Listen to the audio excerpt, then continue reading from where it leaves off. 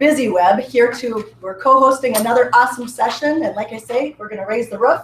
If any of you we have 5 locations here in the metro. If any of you want to take a quick peek, if you're working from home and you're going to the coffee shops, come see me because we have some really awesome options for you to work in co-working space, meeting space here with us. I have free day passes and would love to hand them out and give you a tour. That said, we're going to turn this over to Raising the Roof with our awesome session with Trygve. Woohoo! Hi, everybody here at Park. Hi, everybody else out there in virtual land. For those of you who are not in person, if you have a question that you'd like to ask, there should be a moderator in each of your rooms. Go ahead and tell them what the question is. It'll get typed over to me, and I'll answer it hopefully within a couple of minutes. And that's assuming everything works correctly. So thanks, everybody, for coming today. We're going to talk about content. We're going to talk about what you should say about your business. We're going to talk about how you should say it. And if we get even lucky, we'll go into actually a little bit towards when you should say it as well. The goal here is each of you have your own special sauce of what you do. We're going to help you tease it out a little and figure out how best to present it to your audience. So my name is Trygve. I'm the Buzz Director, Development Director at BusyWeb. Can't even say my own title. That's how much fun I'm having roof raising. Acceptable mispronunciations of my name are Trygve and Trickney. That's the only thing that I will accept. On your screen, you should see a copy of my email address. If you are interested in getting a copy of this deck after the fact, if you're here in person, feel free and see me in person. If you're not, feel free and reach out to me. I'll be more than happy to share. The goal of today is to have you learn, get some best practices, and move forward. Who is BusyWeb? We're a full-service digital marketing agency. We're based in the North Metro. We can take anybody soup to nuts, from having no brand whatsoever to having a website. If you've got a broken website, we can help you fix it and bring it to market. And then we can actually engage some digital marketing techniques to actually get you more audience, bigger audience, and actually get your audience to do something. We've been in business since 1999. We have on staff, and we currently manage a portfolio of about 300 different businesses in some form or another. So let's talk about what we're going to talk about today. At its core, let me ask you though, here in the audience here in Park, what's the difference between marketing and advertising? Here's how I define it. If you are here in the room here, all of you passed a billboard on your way here today, right? Yes. What was it?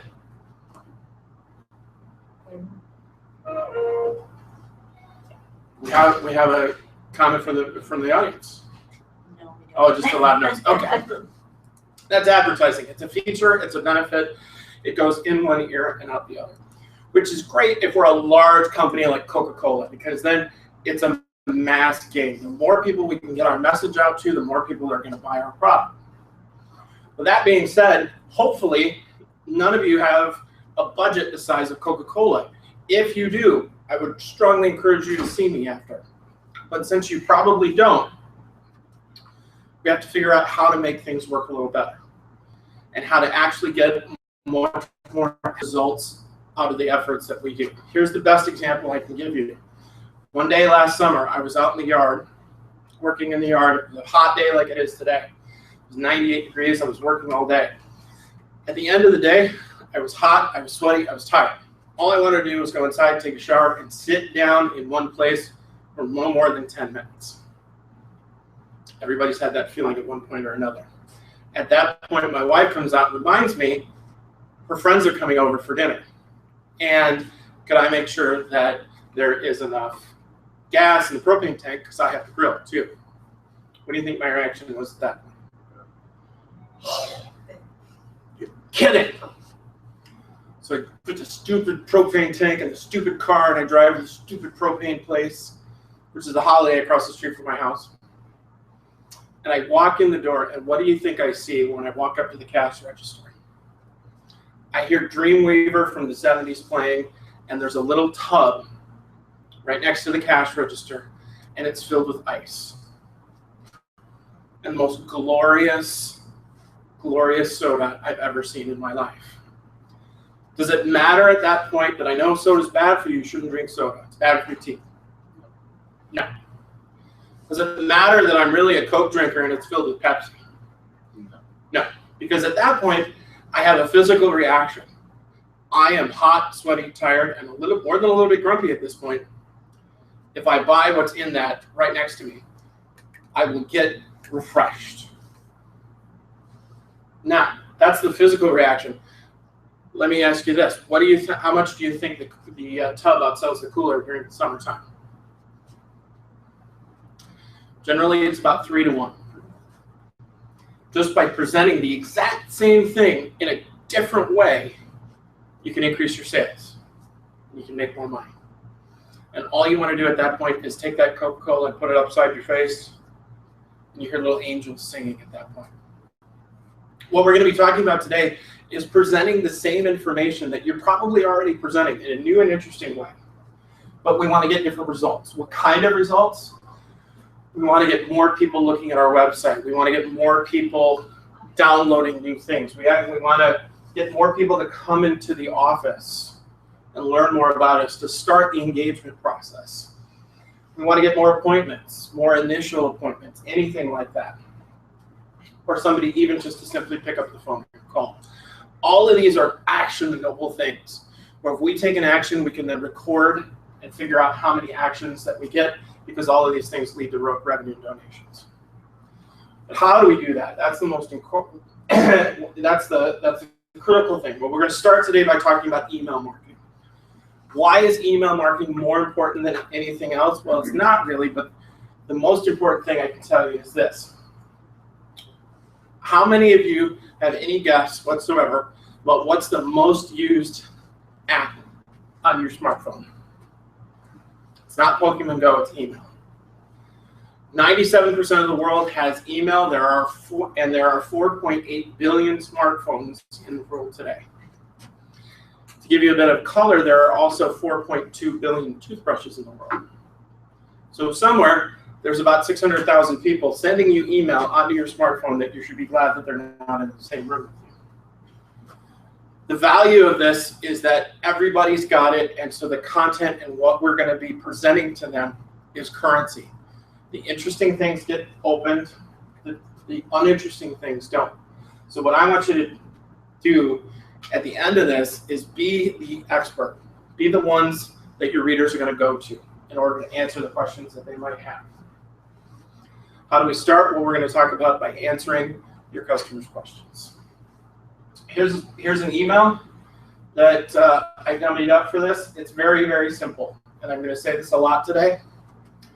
There's a picture, there's a paragraph, and there's a call to action. We're going to break this down in a lot more detail, but if you want a catchphrase to leave with today, this is it. Picture, paragraph, call to action. It doesn't need to be more detailed or more complicated than that. One thing I do want to say before we really get into this is it's crucial that you figure out what your audience wants, not what you want to convey to them. At the end of the day, you are always going to buy from you. That's why you're in business. The goal is not to get you to buy from you, because you're going to do that already. The goal is, how do you do that? We're going to spend a little time on that as well. So here's a great example. A giant man, I have a little dog, his name's Moose. He's the love of my life. He sits next to my desk all day, comes into the office. This is an email that I got. Very simple. Picture, smiling dog. Paragraph, call to action. You want to put a smile like this on your dog. I didn't want to put a smile like that on my dog. I open it and I read it. When you don't write for your own audience, you end up losing your audience. 32% of the time, that's the people who are going to bury you with a shovel and bury the shovel. 40% of the time, people will just unsubscribe. The great detractor about the great value of the internet is everything's flat. We have the opportunity to speak to our client base just as easy as anybody else or any other big company. All the tools are available to us. However, if you're not being interesting. So how are we going to break this down? First, we're going to talk about how to create new content. Then we're going to talk about how to curate content. Those are different things, creating and curating. Extend that content to make it as valuable as possible for you. And then finally, I'll give you some next steps on how to get started. So let's talk about first, new content. There's so many different things that you can offer that you might not even know about. Here are a bunch on the screen. Generally, it breaks down into something as simple as what do you offer that nobody else offers. There are many places in this town that can offer you co-working space. There are many places in this town that can offer you an office. There is no place in this town that can offer you those two things plus the incredible level. I've been in all of them. It's unparalleled. The reason why I recommend people to come here is because they're always going to be taken care of. They're always going to be happy, and they're going to leave with a smile on their face. Mostly because I think Lisa will punch you if you're not smiling. So at BusyWeb, we have a new website launched on the 1st of July. If you haven't taken a look at it, I encourage you to do so. BusyWeb. That's something new, though. An educational thing that we do. What's a best practice? What's something that we know that our customers and our audience don't know? And this is going to sound funny, but believe me, I am being 100% true when I say never underestimate the value. We all like fun, cute little things in our days. Showing that to people will entertain, and it'll also humanize us. My favorite thing right now is, and it's kind of going around, is videos of cats, and then the cat like, it's hilarious. I encourage you to take a look at it. How much is enough? That's sort of the classic Minnesota question. With a lot of different races, a lot of different age groups, a lot of different backgrounds, but we all have this same, our own home. Toot your horn. Do it a little. Here's what we recommend. Less is more. How does that environment? As a text. And more than that. Oh, I don't have time to read all that. 20 lines. More than 3 pictures. The eye tends to get confused and lost and wander and look for another big shiny thing if you're showing them a lot of pictures. It's confused. You want your audience to focus exactly on what you want to offer. When you're presenting links in things leading back to a product or a service or a longer description on your website, how many links do you need to provide? Again, less is more. Statistically, 1 or 2 links will get you about the best result. And then there's a major league drop-off that I'm about to show you after 3 links. At 5 links, you're just not going to get any sort of return on your investment. 1 or 2 links at most. Here's what it looks like. Never mind. I took that slide.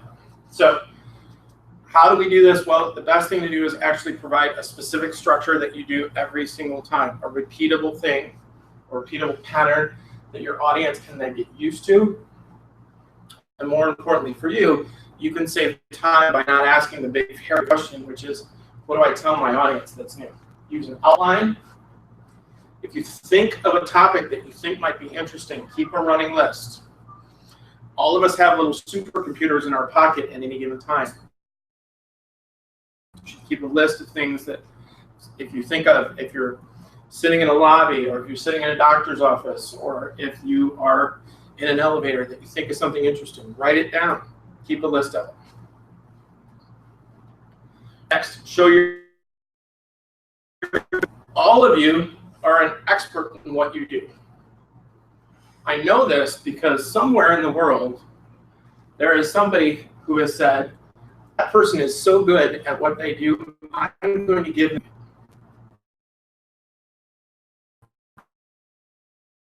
That's the definition of expertise. How are you an expert? What do you know that other people don't know? What made you demonstrate? Finally, most importantly,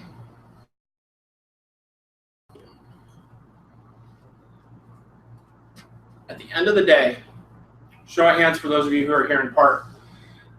Thank you. I appreciate the audience interaction. How many of you have ever bought something from somebody that you didn't like? Exactly. Nobody buys things from people they don't like. Normally, when I teach this class, I get one person who goes, "Oh, I have a cell phone. I don't like my cell phone company." That doesn't count. Everybody needs a cell phone. Same with the cable. People buy from who they like. So reminding people of who you are as a person, that's where the cute cat videos come in, are going to help. It's also going to help continue your branding. Make sure that your colors are consistent.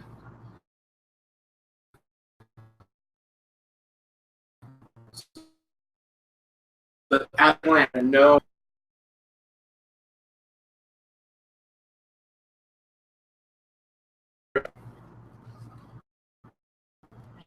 how has that we get asked on a regular basis. What is your service? What else? What are the I'm a tax lawyer. How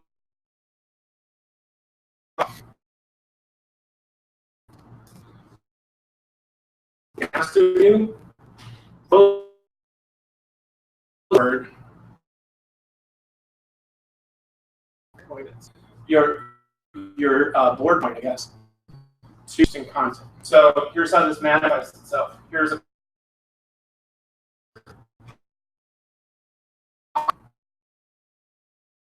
how do I have the right line? How do I get more people to show up at my events? These are all that are asked in everyday business. Demonstrate your expertise. It would look kind of, I'll ensure my pipes won't block your pipes from freezing. They see the number 5 and they go, oh, okay, that's not too long. I can read that. How about the mileage questions and next, how do you pick the right wine? Red or white? 5 simple pairing tips. Again, it's short, it's to the point. How do I get more people to show up at my events? Now that Dave Letterman's retired, we can say top 10 ways to get more people to come to your next event. So what that ends up doing is it ends up generating a list of content for you just based on your everyday life. And you're preemptively answering the questions that people are going to ask you anyway.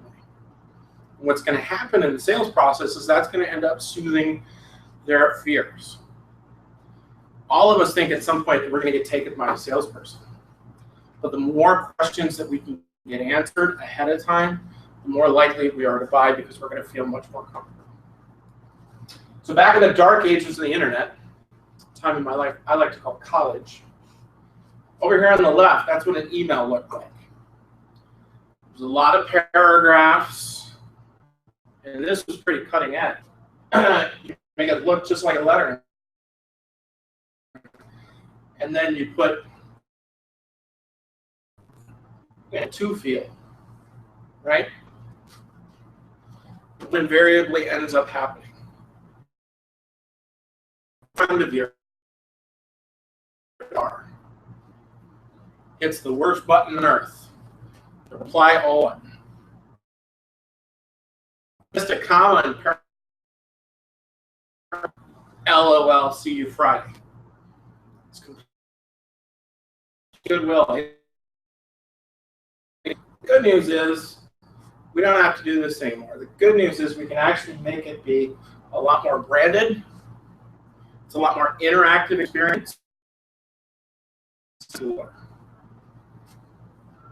Nobody's going to read 4 paragraphs unless they are required to.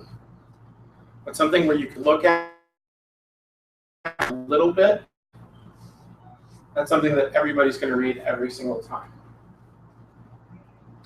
The reason for that is image.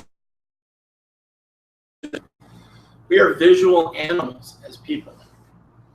We look at things before we interact with things. If you see somebody 100 yards away, you're going to make value judgments about them before they even come up and start talking.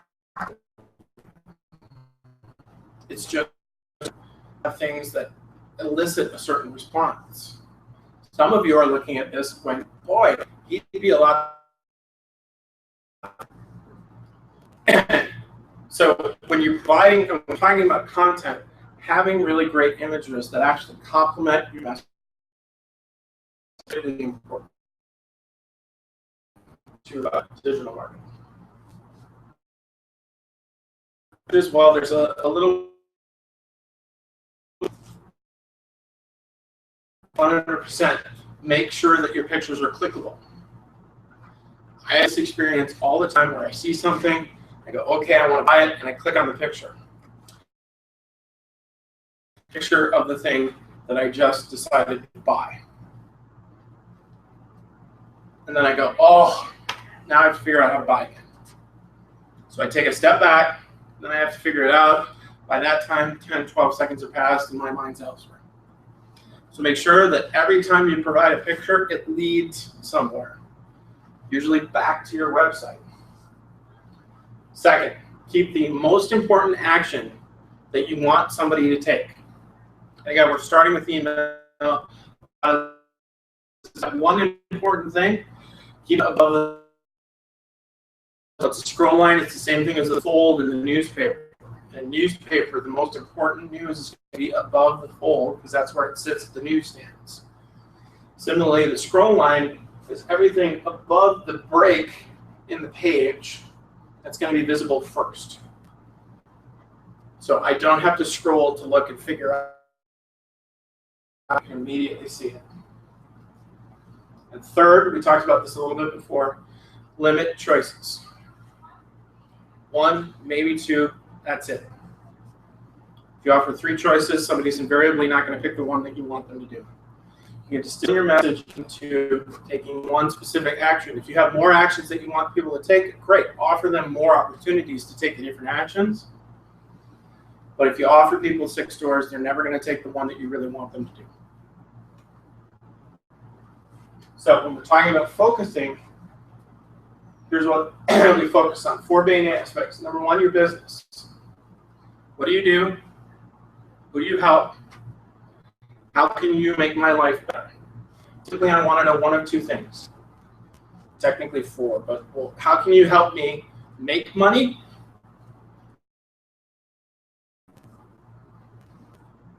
Sort of the 1A to that. Time in my day, and how can you help me save more time? Second, environment and your culture. That's a big part of why you're special. That's a big part of the environment here at Virtual Office Centers, is the environment and the culture. No matter how bad of a day I might be having, every time I see Lisa, I smile, because she's constantly peppy. Everybody at Virtual is like that. It creates an infectious environment, a place you really want to be. Other things.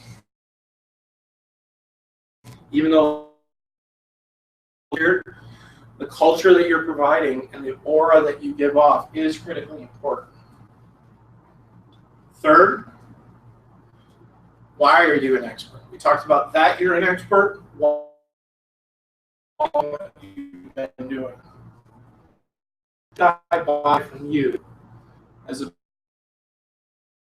because Google just gave me a list of 10,000 people who did this.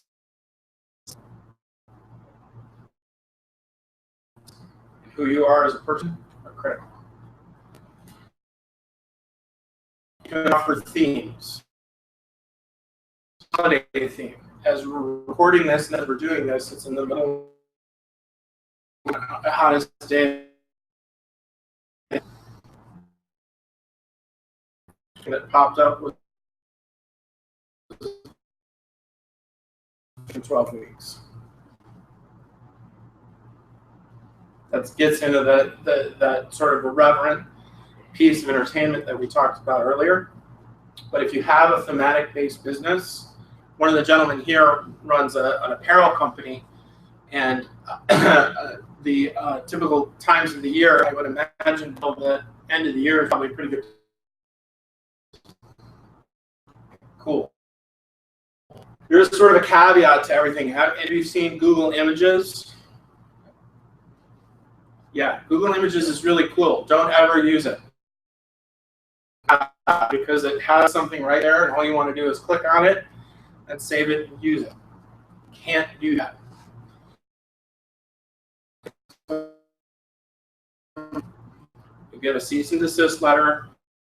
You will then have to find it some kind. So how do you avoid having that problem? Well, the first and the easiest thing to do is actually use your own photos. We all have a supercomputer in our pocket. Most of us also carry a really great 10 megapixel camera in our pocket. Even something as simple as an iPhone can take really good pictures in the correct lighting. Second, you can also use stock images. What's a stock image? It's a place online where you can go and you can pay $1.50 to get the rights to use another photo. And you'll get limited use rights, but you can use it and it's going to be yours and it won't cost. Choose the right size. This doesn't happen so much anymore, but it used to happen when you open an email because the picture's so giant.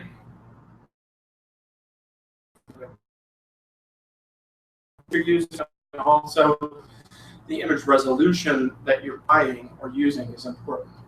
What do I mean by image resolution? For print and for web. For print, the measurement that you have to, the standard that you have to use is not in DPI. Which typically for print, the standard is 300 DPI. So it's a big giant file with a lot of. On the web, conversely, you're being evaluated based on your overall speed. How quickly are you providing me information? 2 DPI. Very, very rare creative market. We can tell you, but it's very, very rare. Most of the time, the naked eye won't tell the difference. However, bit of a problem for you. I have on screen here, and again, this is one of these points where if you can't read the screen, feel free and ask me for the deck after the fact. These are a couple of places where you can get some free images, or if you credit the owner, they'll let you use it at no cost.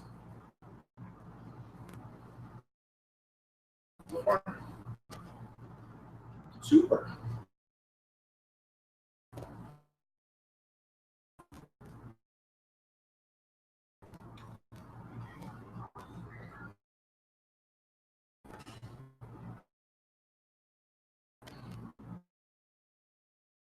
If you include a video.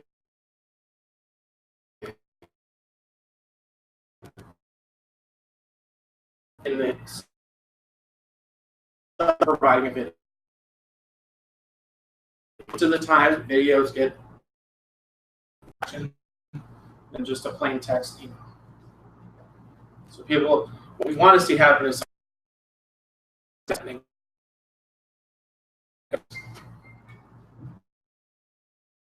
Customers statistically are 50% more likely to open that email if they know there's a video in it. However, keep your videos under 90 seconds to about 2 minutes.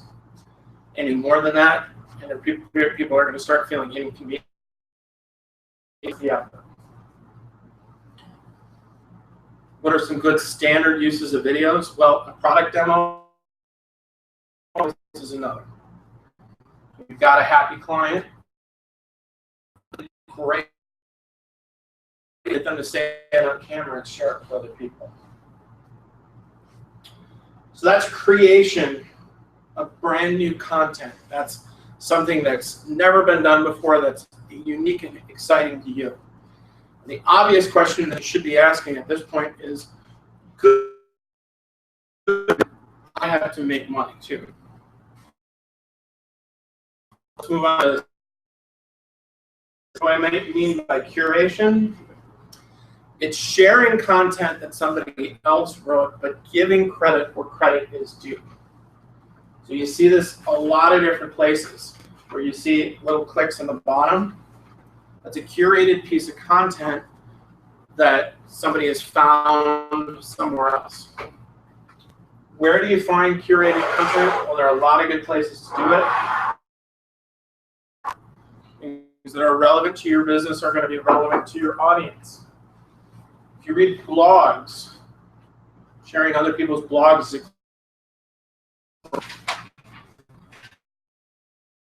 from social media. My phone is my next. Google Alerts. Anybody familiar with Google Alerts? No. Google Alerts is something that you can set up an alert that anytime Google crawls the web and finds a new mention of your keyword, then they'll send you an email about it. The caveat to that is really interesting is there's no contextual thing around that. So I'll give you an example. Wrestling. I told you that to tell you this.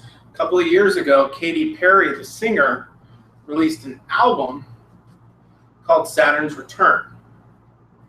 There were 374 reviews of that album online. 374 unique ones. I know that because I have a Google alert set up for Perry Saturn. And so in the context of Katy Perry Saturn's Return, Google found Perry Saturn and sent me an email. 307. If you use Google Alerts, I think it's a great tool, but make sure you're a little more pointed towards you. You're going to get 8 million results every single day. Other people who provide email lists is another great way. People who are doing what you're doing, but they're doing it in Florida. There's no reason why, if they're providing good content, you can't share it with other people. Don't forget to give credit to the original source. Taking it and claiming it as your own doesn't help by any stretch of the imagination. So how do we share content? Places that we can find content. If you have employees and they share content about how great it is to work where they do, or if they bought something from you that's really interesting, or if you have partners that you work in concert with that's providing really great information that you found helpful for your business, other people in the same boat might find it helpful as well. So what's the value? It's simply this. All of us have only a certain finite as we are. It's incredibly challenging to create new and interesting content all the time. However, one of the goals in providing great content is to demonstrate your expertise. So by sharing somebody else's content, what you're really saying is, I found this piece of information interesting, and I wanted to share it with you. At the end of the day, your audience is not necessarily going to care about who wrote it, but they're going to care about the fact that you shared it. I'm saying, because again, you're going to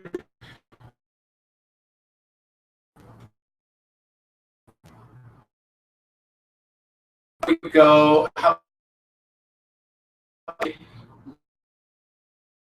in content or curating. easiest thing that we can do is share it in all of the different places on our digital footprint. Clients, even share it on social media.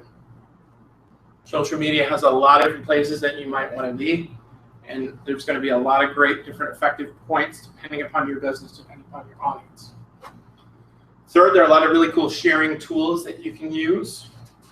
Constant Contact has a tool that will actually, it's called Simple Share Button, that you can include in every single email that you write. Or if you press the F in the Simple Share button, it will auto to your end user's Facebook page. So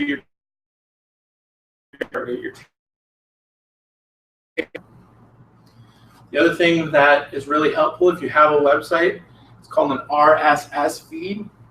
That stands for really simple syndication. It's a little bit put on your website, and then every time you share a new piece of content, subscribe to that service, you'll be notified. So if there's a lot of different blogs that you subscribe to and they have an RSS feed, the sound coming on, if you've ever seen that, it's a really great tool to help share information on the aggregate. So we talked a little bit about going from questions to content. Similarly, we want to go from just sending out an email to post. Again, how does that look? Well, it's the exact same. That's the title of your post. You can actually get into creating 3 or 4 different posts every single time. So you can actually take a piece of content that you had and break it down even further as a fun little tip. Remember, on social media, you're generally getting about 3 to 5 seconds to get people to look, to digest your 4 really great points. Providing all 4 means that somebody's going to read only 1.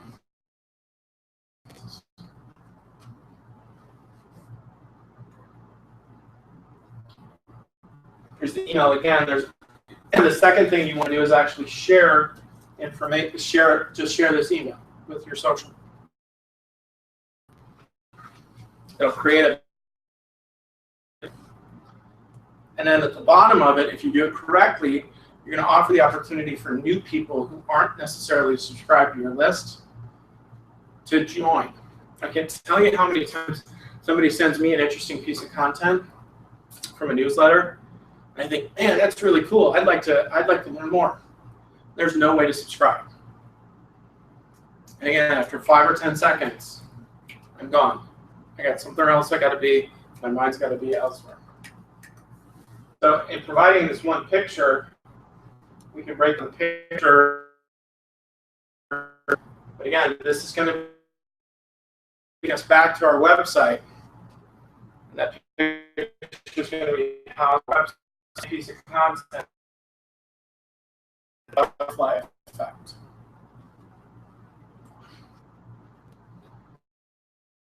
To say the reason we want the actual converse to be true. We reach our customers where we are. But one of the questions, because I work for a digital marketing agency, that I think social media network is best. And this that question. Email, everybody can be using because just about everybody is going to be on email. Look on LinkedIn. Some of you are going to have a different look on Pinterest. Look on Facebook. The actual unique, combining 2 together is going to create a much larger outreach to drop that pebble in and have the ripple effect. This one down here is kind of interesting. This is Google Plus. Has anybody used Google Plus before? Google Plus is basically social media for social media nerds. A lot of people use Google. Google did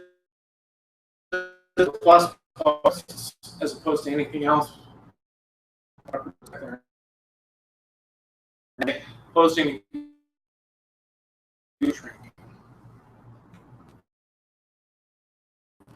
So we've created interesting content. We sent it out. How do we get people to actually open it?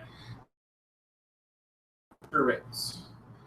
I asked you the question earlier. How many of you remember the billboard you saw and nobody raised your hand? Having an email that gets sent that nobody does anything with is the exact same thing as driving by a billboard. The parts when you click on the button. It's by using that share bar that I talked about earlier. That's an easy way that we're able to tell whether or not somebody's actually opened the email and done something with it. Adding this information on social media that we're asking people to follow. But remember, get your friends and your friends of friends and your friends. People in Minnesota. Ask something simple and benign. Don't be afraid to follow me on Facebook. Friends. And most likely or not, they're going to say yes. For those of you who signed up,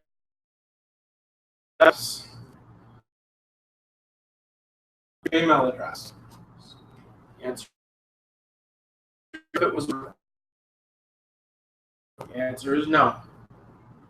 It was not a required fill. I asked you for it, and you gave it to me just simply because I asked. By simply asking. The converse of that,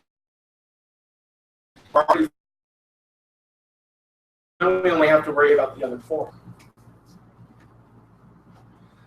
Social sharing. Web.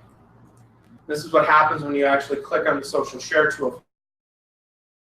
As I said, automatic. If you click on the Facebook F, it automatically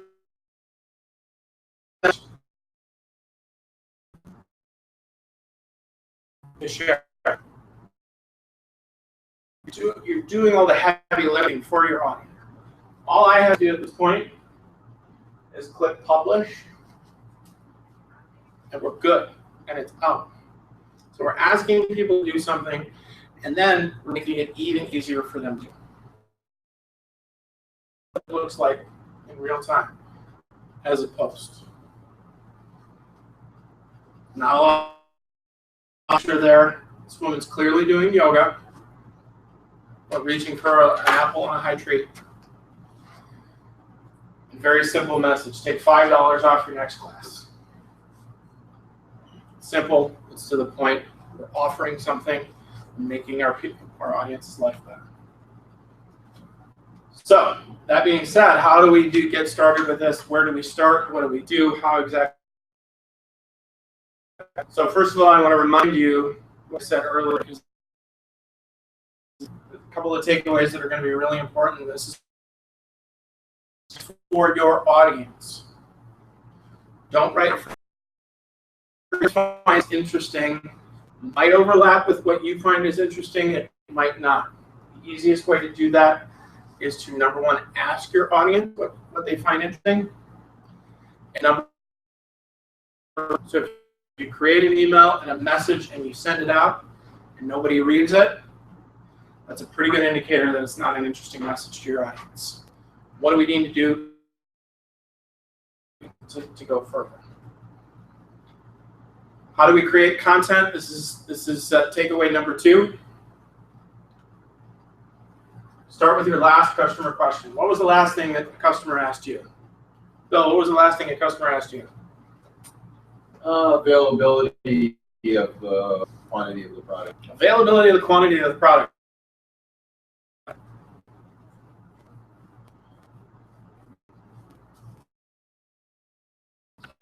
I have asked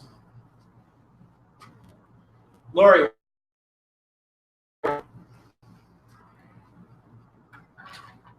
How to find. Excellent. And I forgot to do this earlier. So thank you for sharing. Here's a bit of honey for you. Bill, here's a bit of honey for you. Thanks for participating. Take that last customer.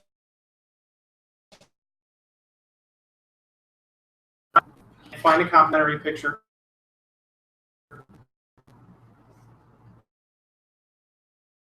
Picture of what the item that he's that's interesting. Sure that it's, you know, write a paragraph about it. Lines. Not a lot of depth. Specific call to action. You can see how this works. Here's some words. Able to take.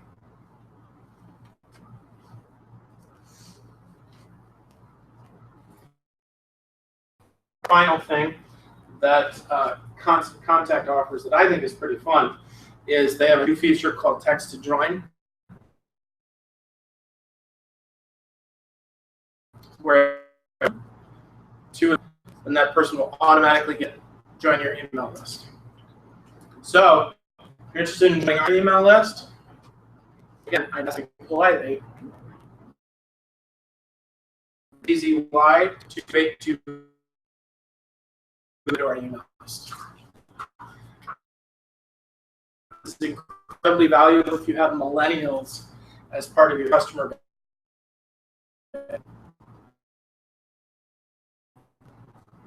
So that's my show. How can I help you by answering questions?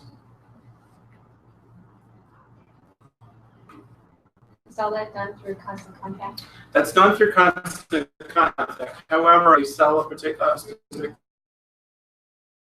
Constant Contact, you should be able to get a lot of provider. MailChimp is one. A vertical response is another.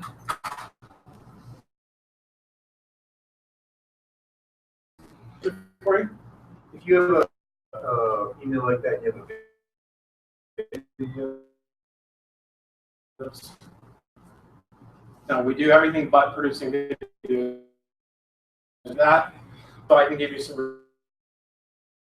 A couple of things before I go. Number one, Lisa, thank you for having us. It's always a pleasure to.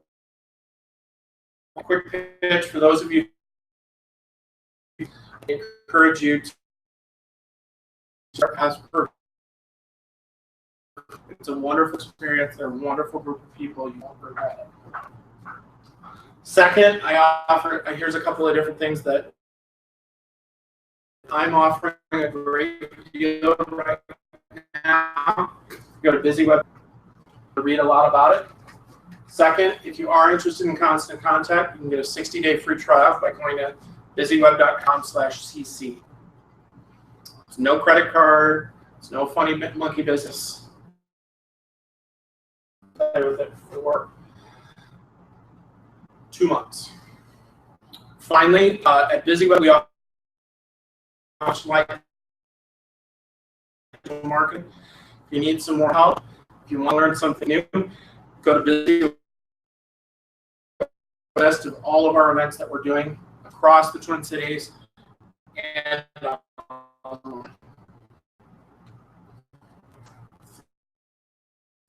copy down how to get a hold of me. You can do so. If I went through something particularly fast. And thanks for coming. Thanks for staying and listening so intently.